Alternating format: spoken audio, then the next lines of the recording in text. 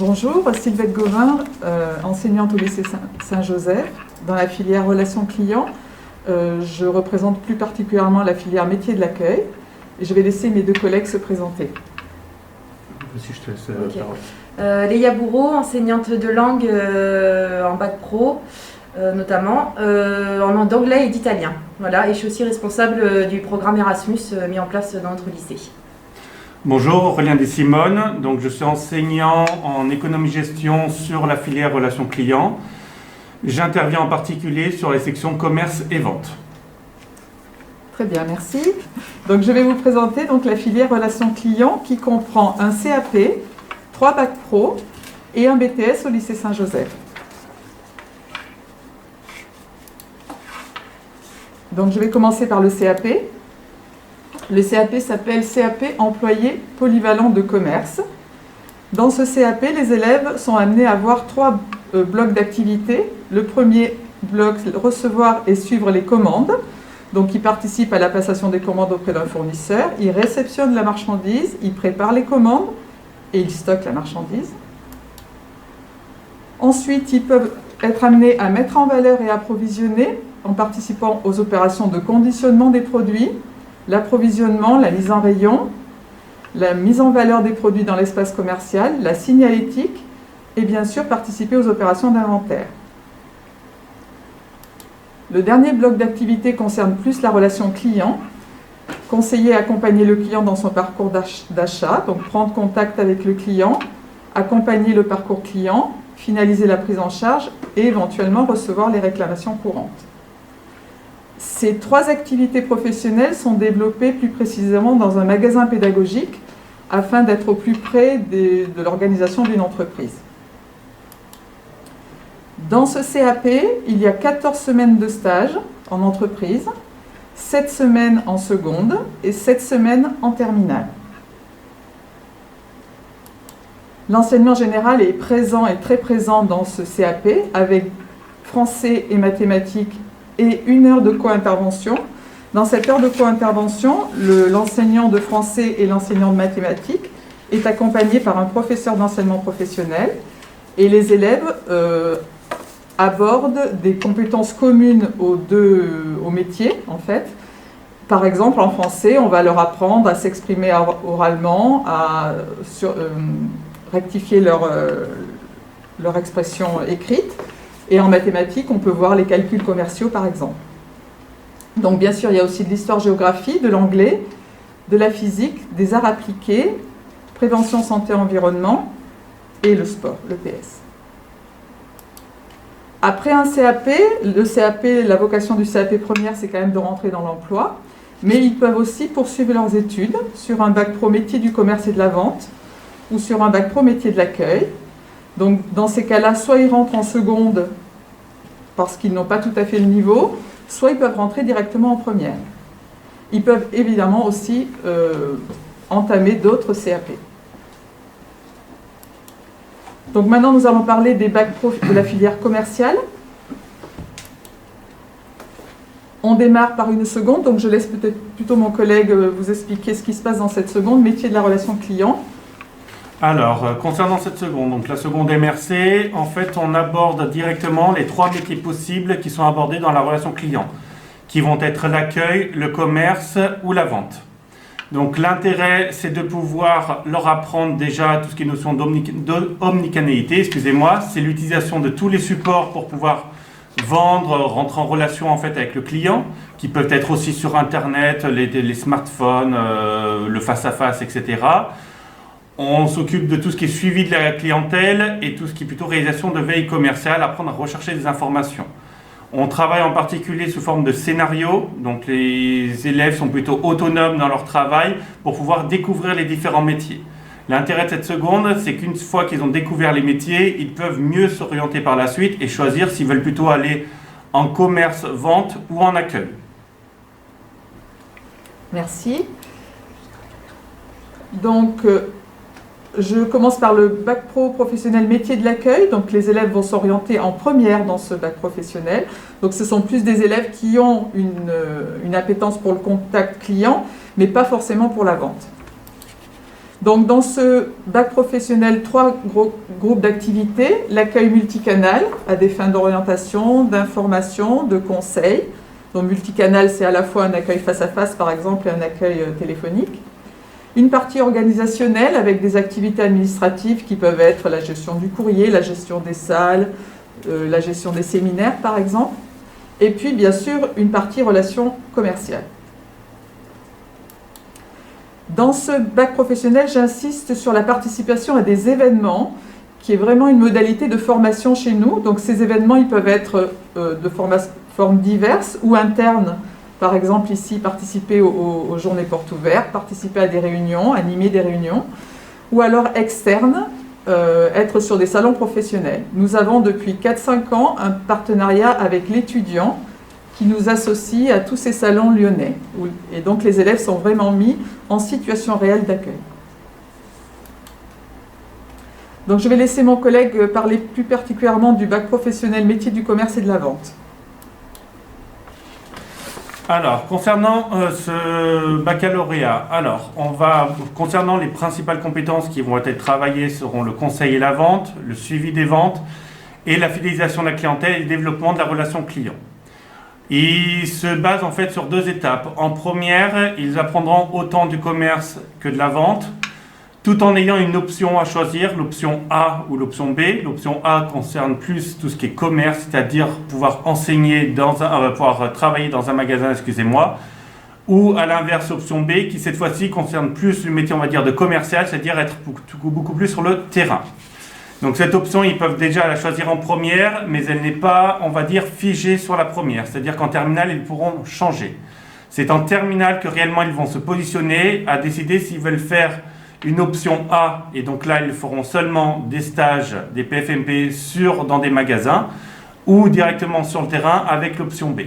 Donc ce sera plus en terminale, voilà, qu'il y a un positionnement. En première, encore une fois, ils sont plus dans une phase de découverte des 2 métiers.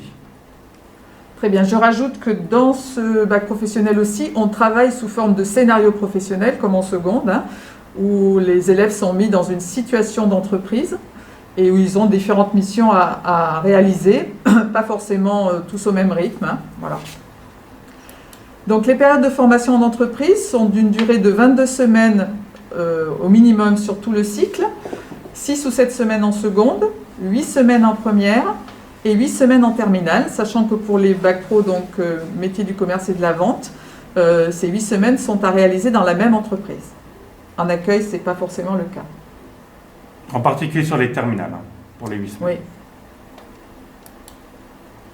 Donc l'enseignement général, pareil que pour en CAP, français et mathématiques avec des heures de co-intervention. Monsieur Simone va peut-être en dire 2 mots. 2 langues vivantes, anglais et espagnol ou italien, l'histoire géo, la PSE, l'art appliqué et le sport. Je vais laisser donc Monsieur Simone parler de la co-intervention et ma collègue parler de l'anglais. Concernant la co-intervention, l'intérêt c'est de faire le lien entre les matières générales et les matières professionnelles pour que l'élève puisse comprendre l'intérêt des mathématiques ou du français dans sa formation. Donc il est vrai que plutôt sur ces heures de co-intervention, on monte un peu plus des projets cette fois-ci, on rentre moins dans la théorie mais plus de la pratique.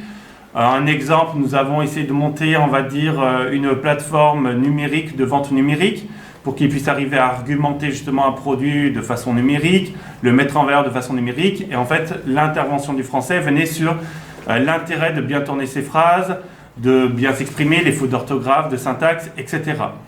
On peut monter aussi après plein d'autres projets qui peuvent être simultanés, comme par exemple des récoltes d'objets ou d'articles pour faire justement dans une attente plutôt, on va dire, caritative. Ça peut, voilà, on rentre vraiment dans des projets, dans des mini-projets où cette fois-ci, les français et les mathématiques vont intervenir à l'intérieur et comme ça, l'élève fera beaucoup plus ce lien d'apprendre, on va dire, ces matières dans cette formation professionnelle. Un petit mot sur les langues vivantes. Donc concernant les langues vivantes, au lycée Saint-Joseph, nous proposons l'anglais en LV1, en première langue de travail, et en deuxième langue de travail, il y a la possibilité soit de choisir l'espagnol, soit de choisir l'italien. L'avantage de ce bac professionnel avec ces 2 langues, c'est qu'ensuite ça peut ouvrir vers un commerce international par exemple. Et nous avons ici, nous proposons ici 3 langues de travail, donc c'est assez intéressant. Alors, on enchaîne justement sur le projet Erasmus. Alors, le projet Erasmus est un projet en partenariat avec l'Union européenne, la Commission et le Parlement européen. Nous sommes dans ce projet depuis déjà plusieurs années et il permet, en fait, c'est dans le cadre de notre ouverture internationale, il permet aux jeunes de terminale de partir faire leur stage à l'étranger de 4 semaines dans un pays de l'Union européenne. Donc actuellement, nous faisons partir les élèves vers l'Irlande, nous essayons de faire partir vers l'Espagne également. Il y a une mention, en fait, 2 mentions en fait, qui sont possibles d'avoir grâce à ce projet de langue vivante européen. Premièrement, il y a la mention européenne qui s'obtient à la suite de cours de section européenne dans le lycée et qui est souvent un plus sur les bacs obtenus pour l'entrée en BTS notamment et notamment pour le commerce international, hein, c'est vraiment très apprécié. Et il y a une deuxième mention, la mention mobilité internationale, enfin mobilité européenne exactement, qui permet, qui s'obtient en fait à la suite du stage qui a été fait à l'étranger. Et voilà, donc c'est vrai que ces deux mentions permettent vraiment l'insertion professionnelle et notamment l'insertion dans le supérieur plus facile. Voilà. Et quoi d'autre dire voilà, c'est un plus que le lycée Saint-Joseph met en avant pour les jeunes. Voilà. Et il y a une section européenne anglais et espagnol. Pardon. Oui, il y a les deux. Voilà.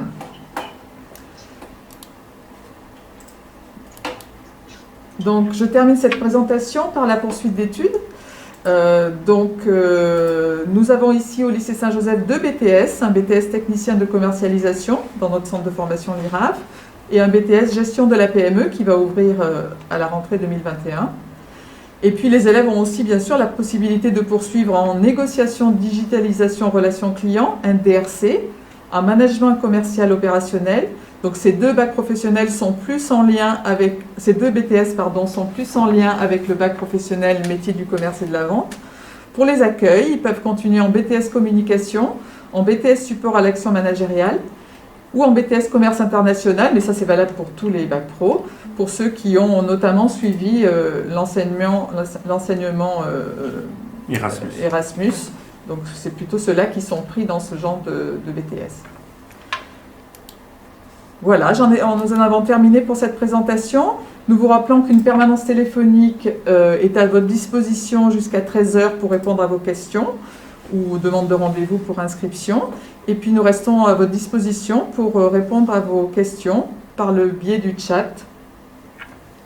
Voilà.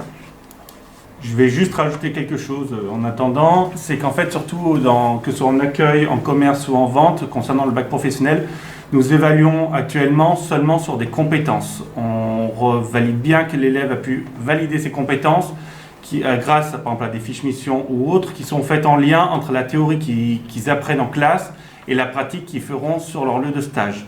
Mais en tout cas, ce sont surtout des compétences qu'on évalue et non vraiment des savoirs. Donc bonjour, les élèves qui se réorientent, c'est-à-dire qu'ils viennent d'une seconde générale, doivent-ils s'inscrire en seconde professionnelle ou s'inscrire directement en première professionnelle? Alors, on a les 2 cas de figure. La plupart arrivent à intégrer la première, suivant leur niveau. Donc, c'est souvent le cas. Nous avons actuellement dans notre classe des élèves qui viennent d'une seconde générale. Voilà. Tout dépend de leur niveau, en fait. Mais c'est plutôt en première, en principe.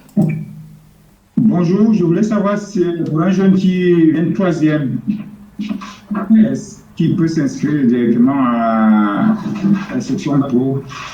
À la section euro? Vous parlez de la section européenne? Pardon? Pouvez-vous répéter votre question, monsieur, s'il vous plaît? Non, pas la section européenne. Mon fils est en 3e, donc il finit sa 3e cette année, donc il aimerait faire le métier de commerce. C'est pour ça que je me connais pour savoir exactement est-ce que... Bien sûr, après une 3e... En seconde. Bien sûr, après une 3e, il intègre la seconde métier de la relation client, qui est une seconde commune aux 3 bacs professionnels qu'on vous a présentés. Et il choisira à la fin au 3e trimestre de cette seconde, s'il s'oriente en accueil, en commerce ou en vente. Tout à fait, oui.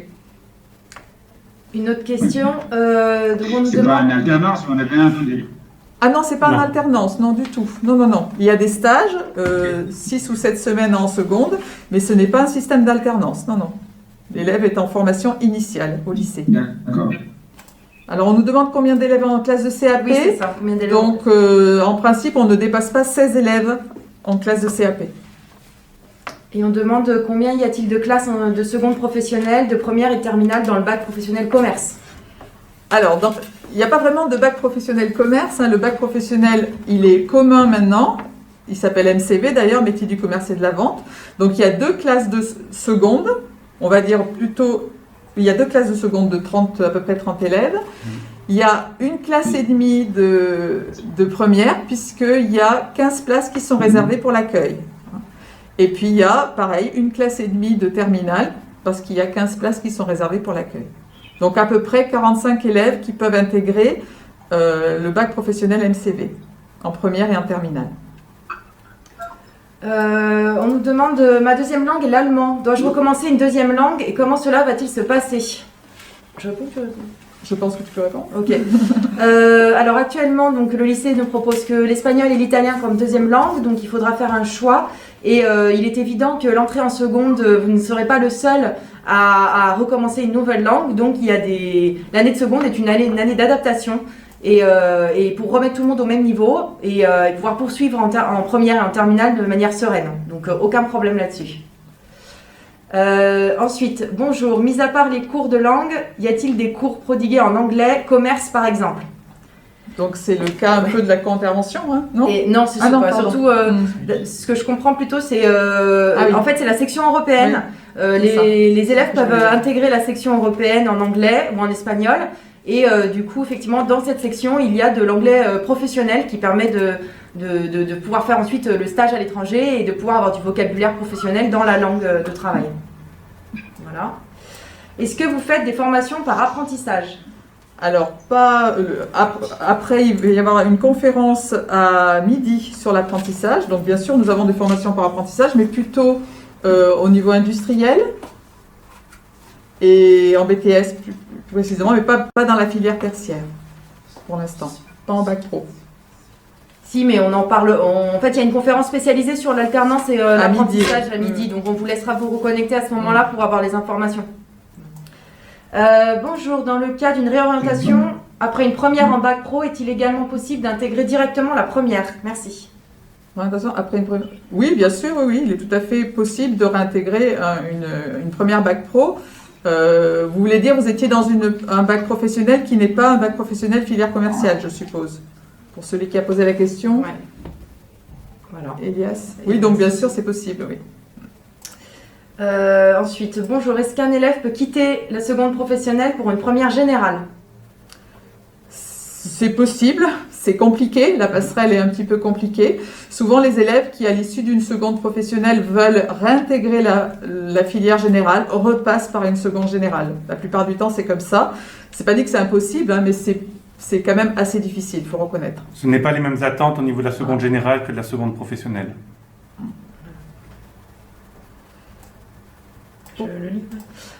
Pourra-t-on avoir sur le site une visite virtuelle du lycée? Pour l'instant, c'est pas encore envisagé, mais c'est prévu. On en prend note. Donc, on va vous Je remercier. voudrais savoir les modalités d'admission pour la seconde. Les modalités d'admission pour la seconde. Donc, tous les renseignements sont sur le site. Vous voulez dire Oui. les documents à fournir, etc. Donc, Oui. tout est sur le site. Vous trouverez toutes les informations c'est ça. sur notre site. Donc, on va vous demander les bulletins voilà, de votre enfant. Et Surtout. on vous laisse appeler le standard téléphonique du lycée aujourd'hui, si vous voulez, Oui. là, même maintenant, pour avoir toutes les informations à ce sujet, pour l'inscription. Bonjour, est-ce qu'il y a des cours de mathématiques en anglais? Alors non, nous ne sommes pas un lycée général, du coup la section européenne est surtout basée sur l'enseignement professionnel en anglais et en espagnol. Donc pas de cours de mathématiques en anglais. Alors, bonjour pour le stage. Alors bonjour, pour le stage que l'on peut faire à l'étranger, à partir de la première, peut-on faire aux États-Unis? Non, Non. parce que le programme Erasmus est un programme européen. Donc nous devons garder les jeunes dans l'Union européenne. Or, les États-Unis ne font pas partie de l'Union européenne. Et le Royaume-Uni aujourd'hui. Et le Royaume-Uni non plus, effectivement. C'est pour ça d'ailleurs, on va plutôt en Irlande. Hein.